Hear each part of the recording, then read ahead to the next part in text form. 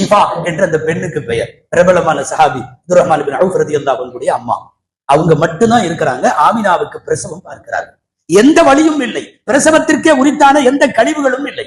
பிறந்தவுடன் பாரசீக நாடு வரைக்கும் ஒளி விடுவதை போன்ற ஒரு காட்சியை அவர்கள் பார்த்த செய்தி சஹீஹுல் புகாரியில் எல்லாம் பதிவாகி இருக்கிறது.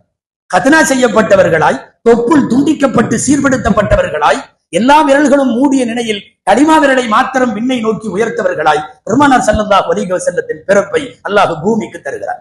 பெருமானார் ஸல்லல்லாஹு அலைஹி வஸல்லம் அவர்களுடைய பரக்கத்துகளை எல்லாம் மீண்டும் மீண்டும் அனுபவித்தவர்கள் தாயும் தந்தையும் தாத்தாவும் அந்த பரம்பரை. நன்கு கவனிக்க வேண்டும். அப்துல்லா, ஆமினா இவர்கள் இருவரும் எந்த ஒரு அறிவிப்பிலும் வரலாற்றிலும் அவர்கள் ஷிர்கிலே இருந்ததாகவோ சிலை வணக்கத்தில் இருந்ததாகவோ எதுவும் கிடையாது. நாக்கூசாமல் சில பேர் பெருமானாருடைய பெற்றோருக்கே நரகம் தெரியுமா என்று பேசுவது ரொம்ப கொடூரமானது. அது தடித்த வார்த்தைகளை உடையது. அறிவிப்புகளிலே இருக்கிறது, இறந்ததற்கு பிறகு நபிகள் நாயகம் நபியானதற்கு பிறகு அல்லாஹ் அவர்களுக்கு ஒரு சில வினாடிகள் ஹயாத்தை கொடுத்தான். அவர்கள் மீண்டும் கலிமா சொல்லி வஃபாத்தானார்கள். எனவே பெருமானாரின் பெற்றோர் சுவனத்து சொந்தங்கள், அதில் சந்தேகம் தேவையில்லை.